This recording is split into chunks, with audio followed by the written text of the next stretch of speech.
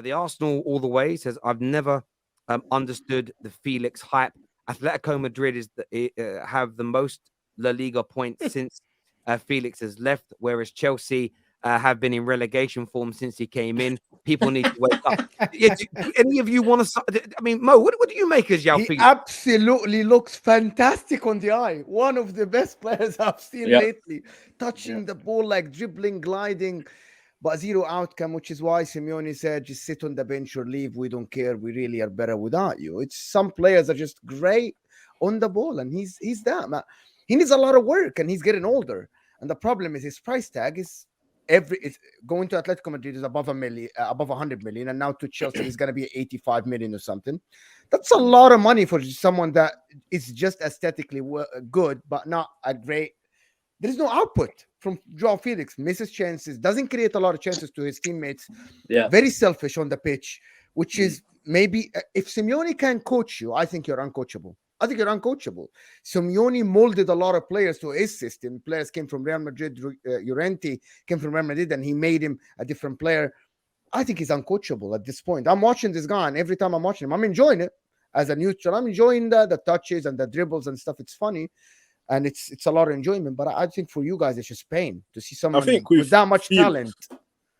I think with Felix, I just believe he's like every eye test merchant's wet dream. I mean, he's silky on the ball. Literally, he, as Mo said, that he's good to watch. But one thing about it, and this is what annoys me about Felix, his productivity is absolute trash. Absolute trash. It's actually so funny that Chelsea are the worst form in like 30 years, and Atletico Madrid are actually winning games. That is actually funny. I know that's not all down to him, but you can see why Simeone, like, you can justify now why Simeone was putting him on the bench. All this free Felix, and it was always that it was Diego Simeone's style that was stopping him. And listen, I remember when they spent about £150 million on him as an 18-year-old, which in itself is massive. But I think you called it right. He's a eye test merchant's wet dream. He does nothing. He looks good doing nothing. There was a moment tonight. He got the ball, great touch, turn, beat a man. A simple pass out. He could have made a simple pass out to Raheem Sterling, or a slightly better, inside pass, reverse pass to Havertz, but he gave it straight to Camavinga, and I'm like, that's Joao Felix forever. Yeah. If you part with 80, listen, Ollie, I'm going to say this and I mean it. Click me up. Ollie Watkins is a better striker than Joao Felix. He is. Is a better footballer than Joao Felix, because in real football, real normal people's minds, how good your tricks and flicks and drag backs and flapjacks and fanny flaps, whatever the skills are called, I don't care. No matter how good they are, if you're an attacker and you don't score and you don't assist, you are bang damn average. And Joao Felix, for me, he is everything that's wrong with modern day football. Zero delivery, zero impact, with a nice flick and trick. He's a fraudster. He's like the 90s singers in the boy bands. Like, they sound good, but they're all miming. There's nothing real there, nothing tangible. Guy's a fraud. He's an absolute fraud. He's a fraud. What do you think about United? Sort of like Sancho, isn't it, Terry? You know what it is? But listen, Sancho doesn't deliver either. That's why we're saying turn it around or leave. Garnacho's going to be a better football player than Joao Felix. He'll score and assist more with the flicks and the tricks. Like, people were telling me a year ago that Joao Felix is light years ahead of Rashford. Do one. Rashford is twice the player he is. I hear that, yeah. But what I would say is, it's like, we're saying about individual players aren't playing well for the team right now, but like, it's a collective issue. So like, give me Nagelsmann and Enrique. Can they get better out of Joao Felix or James? Not Gallagher. Like, Dave's got a point. There's a certain level, but like, he doesn't need that right now in this team, because like, you can literally single out any player to right now and be like, oh, Havertz is finishing, or like Enzo's distribution sometimes, or like Fofana, like this. I don't know, but I don't want to like. Sorry, I'm saying what it is. For me, with the whole Felix thing, just in his defense a little bit, is a lot of people before he came to Chelsea misprofiled him. They described him to be this clinical finisher, this creator, this magician who can do X amount of 15 assists a season, but he's never been that player. And if you watched him in the World Cup as well, he again on the eye, amazing, technical, amazing footballer. But when it comes to that final instinct to finish a chance, the guy's never been able to do it. So when people were expecting that from Felix, for me, it's like, have you never watched this man before? Do you not know what type of player he is? He's not your type of finisher that's going to finish 10, 15 chances a game. He's not going to do that or a season. But what I do think with Felix is that if you add him to a team that's got a structure and already has a striker, I think you can definitely add something. But the only thing that I disagree with is the price. I wouldn't want to pay anything more than, realistically, more than 60 million. 60 million. I know we've got Nkunku, but I still feel like Felix, it's a squad, isn't it? It's a squad. So don't you guys feel Nkunku is the same mistake? You're not signing a striker again? No. I'm not comparing him to Felix, but you're still getting that guy. We're not getting the out-and-out striker. We need but they did say. Yeah, but what out-and-out striker is there? Hang on, but you guys are getting Lukaku's coming home, baby. Lukaku's coming home next. Milan you are projecting for the future, and we obviously it's not a transfer window yet, so no one signed a striker yet. If it gets to the end of the summer and we haven't signed a striker, then you can say, why have you signed Nkunku? Then I'd understand the question, but right now it's again. Mo, I genuinely believe they want to get a striker. They can't be this fit, go through the season, not score goals. I've seen worse. Hold on. Say that again. They can't be this what? No, yes, exactly. I've seen stranger things, man. You're talking about the club that just rehired. Terry, you know what it is, yeah? You know what it is? I heard you rant earlier about Chelsea, like, we're in the mud, like, they don't. But here's the thing. Why are we judging Todd Bowley off, like, less than a year? Like, if this... Because he hired Frank Lampard back. No. Just. There's more than enough to judge him on. There is more than enough. How long you been here? Andrew, let me lie. You're on the payroll there. Brother, you looking for a green card to America or something? What's going on here? Probably am. But here's the thing. I'm saying judge him for what he's doing right now, but like saying things like, we're in the mud, like he's confused, he should step down. We are in the mud. As in like he should leave the club like tomorrow. No. That's not gonna happen. That's not gonna happen. But we can definitely criticize him. Yeah, this man made issues, but like don't just like be all negative, like well, get out the club. Give him a chance. Like, whatever happened to forgiveness? Like, we don't know. Like, we don't know what's going on. Like, no. I didn't catch your name. No, I'm sorry. No, I'm not even defending Bowley here, but I'm just saying this whole. It's like, we've lost 5 games in a row. Bowley out. It's his fault. Bowley. No, come on, guys, man. We're just throwing our anger at everything. Havertz is missing chances. I'm tired of cutting Havertz. Let me move to Gallagher. Bowley. Like, this is what's literally happening. We're just plucking names out. Like, Bowley has, like, are you man telling me you've never fucked up ever in your lives? Like, fuck, like, seriously. Yeah, but it doesn't mistakes. We're humans. We're not perfect. But no one said that, bro. Yeah. No, I know you're not. But I'm just saying in general, the way how people are going on is like, Bowley. He's wrong. He's bad. He's this. Like, what the like? Guys, what you're I'll say? Life. Have you never made a mistake? Like, people need to make mistakes. If he doesn't learn from it, then cool. And that's but we got Arsenal fans like, this is a disgrace. He doesn't know what he's doing. Listen, forget about the rivals. Forget what they're saying. Hear it from me, fam. Hear it from me. Here's what I'm saying. Yeah, I'm just saying, let him make mistakes now. We don't want to see mistakes. I agree with you. I don't want to see this crap. I'm pissed off as much as you are. But here's the thing. I ain't going to be like, get him out. Bowley's I'm going to allow him over the summer to rectify his mistakes. That's what I'm saying. I'm saying the other people that do, not you. Yeah, but cheers. And then whatever. But I'm not going to say, I'm going to not criticize him and be blind and be like, I believe in him no matter what. I never said that. I'm just saying, by the way, he does love socials. Todd B might be listening. He might be listening. Hold on. Watching, get the CV out. I think you might become the new manager, bro. This guy will give anyone a job. Terry, what Chelsea fans are forgetting this is that these guys cannot sell the club for 10 years if they wanted to. Okay, they signed a contract. So any Chelsea fan going, get these guys out. We'll probably Chelsea. They can't do anything for 10 years, okay? They legally cannot sell the club. for 10 years. That was part of the conditions to actually buy the club. So it's a wasted argument and your time to say Bowley get out, because it's not going to happen. Legally cannot happen. So I understand criticising and stuff like that. He's totally right to be criticised, because bringing Frank Lampard back, you deserve to be shot to the moon by bringing this guy back. I wonder what you're going to say then. Shut up. I thought, oh, shot. No, I'm not.